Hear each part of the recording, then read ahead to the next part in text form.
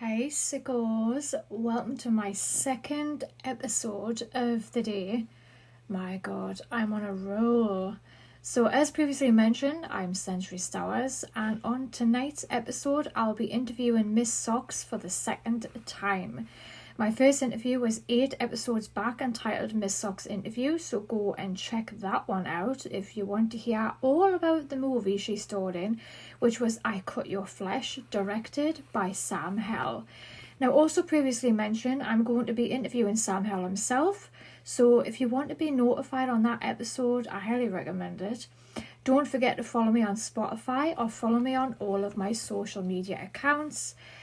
So yeah, and here we go. So tonight's episode is centering around the BDSM lifestyle or the BDSM alternative lifestyle. So if you're exploring your fetish side, or maybe you want to dabble your little toes into the water a little bit and find out what it's all about, then this episode is for you. Now, thank you again, MissSoxx, for doing another interview with me. I really appreciate it. Yeah, of course. I don't mind at all. It's my pleasure doing another interview with you. No, the pleasure is all mine. So, can you please introduce yourself if you don't mind? Hi, I'm MissSoxx. I made I Cut Your Flesh with Sam Hell, and I'm an active participant in the BDSM community in Los Angeles. So, can you tell me what role or roles in the BDSM lifestyle do you consider yourself to be? I'm head DM at one of the dungeons in Los Angeles, so I basically run a kink security team for every event. And I'm a switch, so I both top and bottom to play partners that I have. That's pretty much it. I try to help out where I can in the community. That's interesting. So, how did you find out about the BDSM lifestyle then? I found out about the BDSM lifestyle through a party that I went to when I was 18. I saw a kink performance and it blew my mind, and I did everything I could to try to figure out how to find more of that in my life, and I ended up with a partner who introduced me to dungeons, and it all just kind of spiraled out from there. And so for me, I first got introduced to the BDSM lifestyle when I was 18 years old, and I was with my partner at the time, my partner in crime as I now say, and he was a more dominant role of the lifestyle, and he liked the dominant role in the relationship in all aspects. And so he sat me down, he communicated with me what this was all about. And so I started out as a submissive in the beginning, and then I topped from the bottom when I was 20. So in the very beginning, I actually loved being submissive, but now I'm strictly dommy. But on that note, for those who are listening, now I know a lot of people out there are either into the alternative lifestyle, the BDSM lifestyle, but they don't really know how to open up to people. Sometimes people are frightened to open up, scared to getting judged. And I think it's very important to understand that there's probably hundreds of people out there that are in the same boat as everybody else. It's just a lot more people, a lot more confident with opening up, just such as myself. I'm very confident with my lifestyle. All the people I work with know about my lifestyle, and they ask more questions than not, because I would rather people ask me questions and understand it for what it is than not understanding it, not asking questions and being judgmental about it and giving me a name, so to speak, due to certain films that were released, which I'm going to be talking about shortly. But MissSoxx, for those who are listening, what advice would you personally give them if they are, for example, scared of opening up to other people? I completely understand being scared opening up to other people about your kinks and fetishes and your interest in the BDSM world. It can be really difficult to people who don't understand it. I personally lost all of my friends when I was 18 when I found kink. None of them understood it whatsoever, especially because I'm into a lot more harder stuff like blood play. So my advice would be to ease them in gently, and if they don't understand, be compassionate with the fact that they don't understand, because it's not for everybody.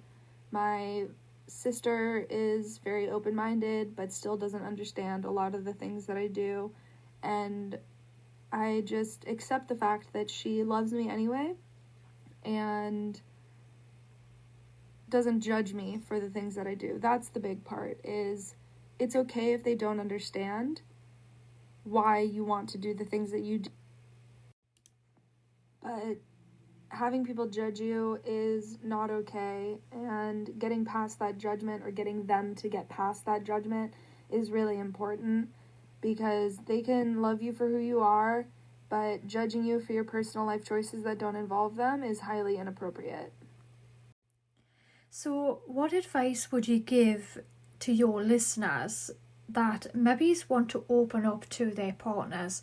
Because on the same token as the last question I asked MissSoxx was, how do you open up to other people? Well, this is very similar, but this time it's more personal relationships. Now, again, there's plenty of people out there that are either in the lifestyle and they do what they do, but they don't know how to open up to potential partners, if you will, or they are in a relationship with someone and they don't really know, they've had all these fetishes and stuff, and they really feel like they can't move on unless they, talk about this to their partner. So again, what advice would you give to people that's listening that maybe wants to open up to their partners, for example? I don't know how much advice I would have for opening up to partners. I normally just drop them in the deep end and kind of overwhelm them with the things that I do, which isn't always the best way to handle it. But I do it early on in a relationship to make sure that we're compatible in the relationship and I'm not wasting my time with somebody who will judge me for the things that I want to do in my life. But if you're already with somebody and you want to start exploring kinks, it's all about communication and being honest and open. Just like with anything else in a relationship, communicating your needs, and if they can't give them to you, then maybe having a, what I call kink poly conversation, where you're not having sex with other people, so you're not in a poly relationship, but you're allowed to do kink stuff with other people that is inherently non-sexual, and maybe they will allow that in your relationship and let you get the things that you need from whatever kink fetishy type thing that you need in your life. There is something I want to mention, MissSoxx, just after you were answering that question. I thought of something, and I thought I'm going to mention this in a little bit, asking you your advice on this particular film. But it's just like the film 50 Shades of Grey, where he just brings her into the room and that's it. I've got my opinions on 50 Shades of Grey, but I will let you give your opinion in just a minute. But I do want to say that is not what our relationships are about, for those that are listening. I've personally always brought it out straight away to partners when I was talking to them online or whatnot. I would always tell them what the deal was, and then they can choose to go forward with this. And if they are remotely interested, then by all means I will give them all the information they need. But like what you said, MissSoxx, communication is key with this sort of relationship, and it's essential. It's a luxury not to be honest with people in this relationship and in this alternative lifestyle. Now, alongside that, for you personally, how long did it take you to become fully comfortable in your own skin? Well, being comfortable in my own skin, I've always been pretty comfortable in my own skin. I did have a really bad relationship that left me pretty messed up in the head when I first entered the BDSM community. I was young and naive and didn't know that what he was doing was inappropriate. And it took me a couple years to get over that relationship and be comfortable in my own skin again. But it's all about just accepting the things that you want and need in life and communicating those things to your partners and the people in your life to make sure that you have support and love and compassion in your life, and that will definitely help you be more comfortable in your own skin. Now we are going to get onto the nitty gritty. So, what are your top 5 fetishes? Wow, top 5 fetishes. That's kind of hard. So one, I would have to say socks. Obviously I'm obsessed with socks, and I love people wearing fancy and ridiculous socks. That's definitely a big love in my life. Another one would probably be impact play. So floggers, paddles, canes, stuff like that. Another one would be biting and scratching. And I'd say for my 5th one, it would probably be breath play, which can be pretty sketchy sometimes because it's very dangerous to do. But, you know, if you do it properly in little small increments, it's not too dangerous for your body. Yeah, breath play is in my top, and obviously blood is one of mine as well. But moving on, what are your favourite toys and why? I think I know this one, but we're going to let you answer, MissSoxx, on this one. What's your favourite toys? My favorite toys are definitely floggers. It's like a massage. It's so nice to be able to get beat by them. They're so much fun to throw and hit people with. They make lovely sounds, and they're normally really pretty. And they come in all different shapes and sizes and colors, and they smell really nice because they're made out of leather. So floggers are definitely my favorite toy. I own so many of them and continue to buy them all the time, even though I don't need more. It's just nice to have a variety sometimes. And they can be made from almost any material, so you can get lots of different sensations when you have a variety of floggers. And that's a yes from me. I kind of knew what that was. I wanted to double check, but yeah, floggers, oh my lord. I have quite a few myself, and I totally agree with you on the smell. Like, I love the smell of them. But yeah, but I love floggers. I absolutely love them. Anyway, moving on. What is your opinion on the movie or the novel franchise of 50 Shades of Grey? This is the question I think everybody's been waiting for. What is your opinion on this film or movie franchise, book franchise? Oof, 50 Shades of Grey. So I never read the books, and I only watched the 3rd movie. And I only watched it because a former partner of mine begged me to go watch it with him. And so I did, and it was pretty awful. I think that whatever his name is, the main character dude, Gray, is an abusive, narcissistic piece of shit. And that his representation of kink is abusive and really inappropriate. I also believe that he practices unsafe kink. He doesn't listen to safe words or what his submissive needs out of that scene, or when she needs him to stop. At least in the 3rd movie, the representation of BDSM was wildly inappropriate, and it made me pretty upset in the movie theater witnessing what I had to on the big screen. Yeah, I will definitely agree with you on that. I absolutely hate the movie. I watched the first one, the second one, and I barely got through the 3rd one. But yeah, I am going to make a whole dedicated podcast episode just on 50 Shades of Grey, so you can get my take on that film. But overall, if you want to be saved the podcast, if you don't really want to listen to it, it was shite, and it was wrong on all levels. Now for the next question. So I think a lot of people might be quite fond of this question, but what advice would you give your listeners about meeting new people?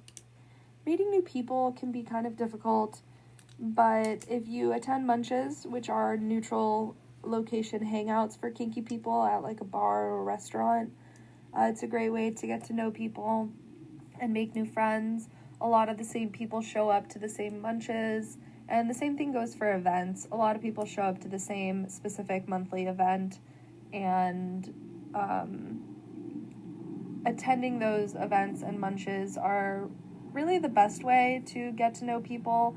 Obviously, I mean, there's not very many other options in the kink community, but it's it's just all about putting yourself out there and becoming a frequent participant so that you can get to know the regular players in the community and in your specific scene in your city. Now, this is another question that I think a lot of people that's getting involved with the alternative lifestyle or the fetish scene or whatever, and they talk to all these people and everything, and they don't really see any of this as a red flag at all. But one red flag, because the question is, what are some red flags for newbies in the lifestyle? I'm going to let MissSoxx answer this first, and then I'm going to go over what I think some red flags are. So what is your red flags for any newbies in the lifestyle at all? Red flags. Well, the biggest red flag that I can think of is if somebody tells you that they don't believe in safe words. That is highly inappropriate and very dangerous to the bottom if your top or dominant doesn't believe in safe words.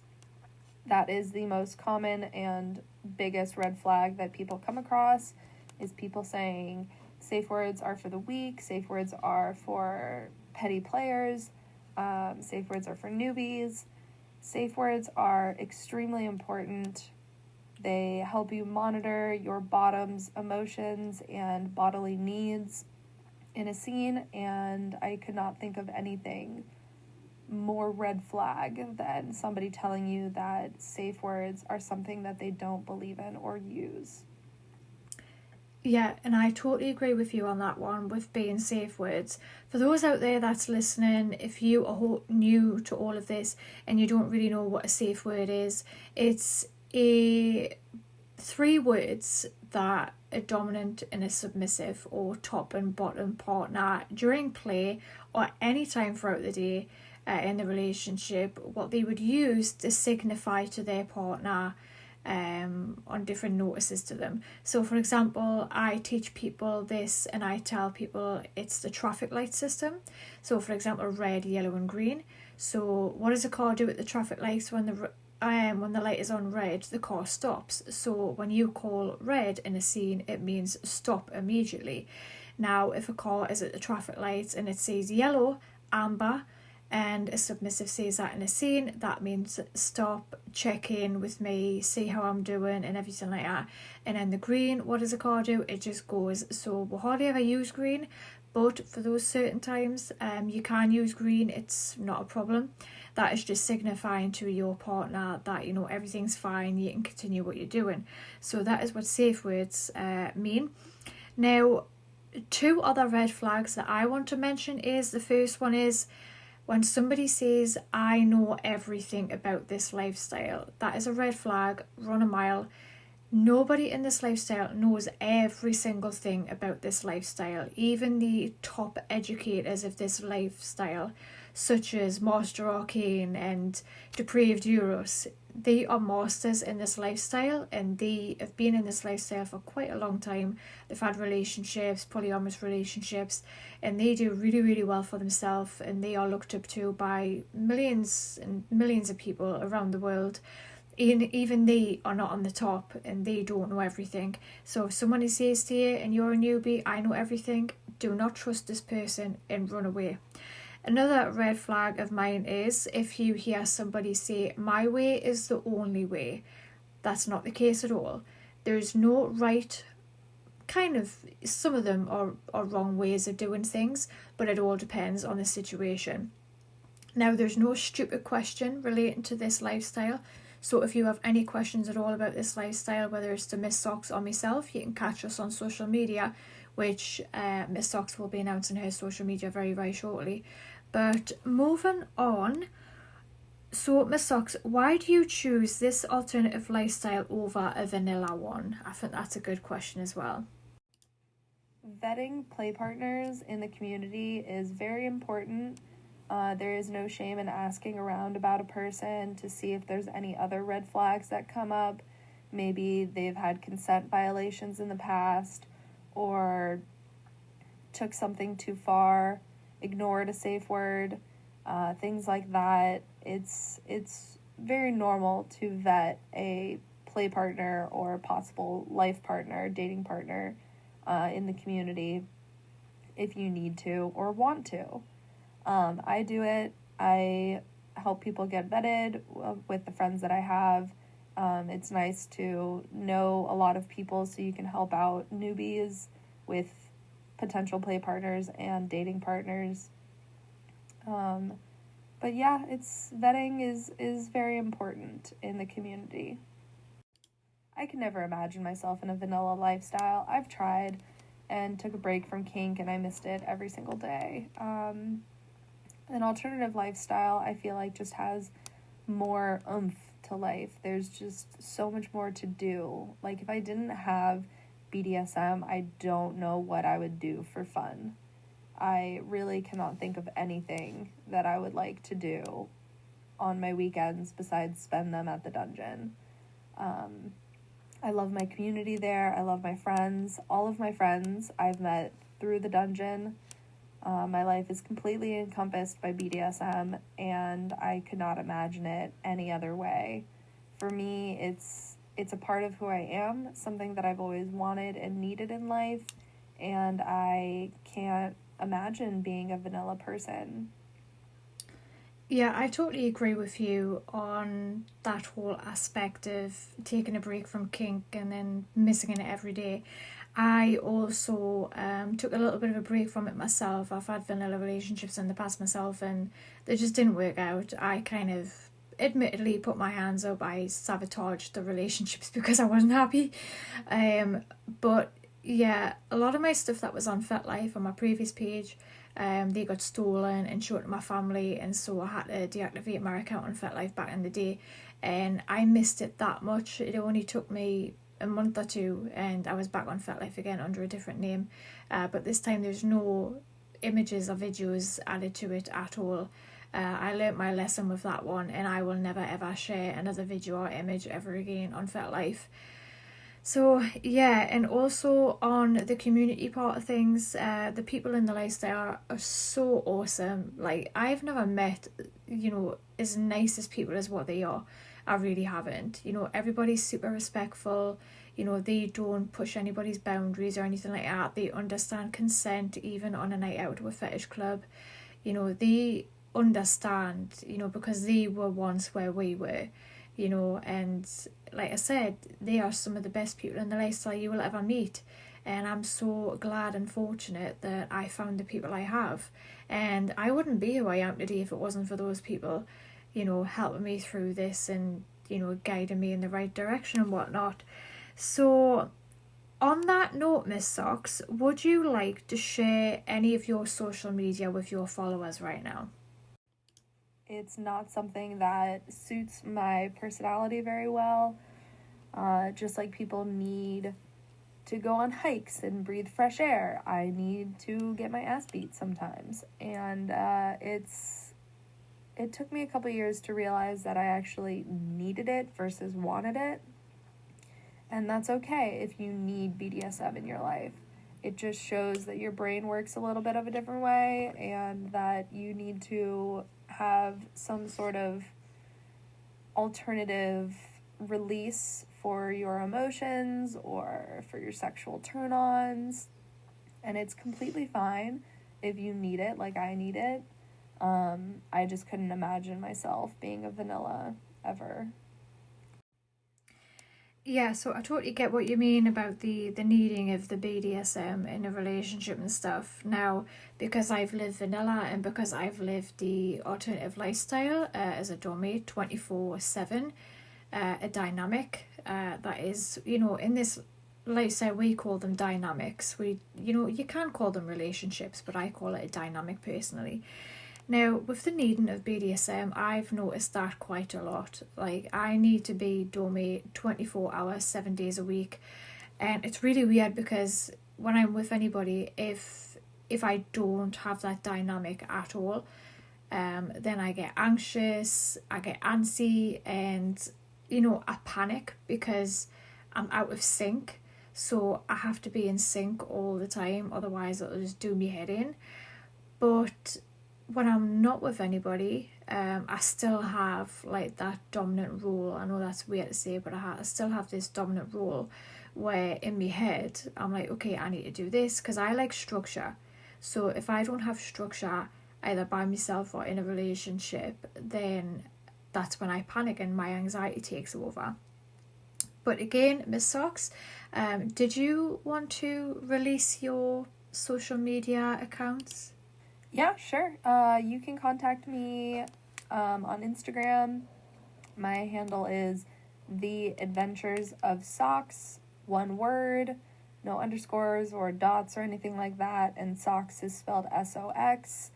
I check it daily, so if you message me, I will most likely respond. Unless you send me something really inappropriate, then I won't respond, but that's just because you're being creepy.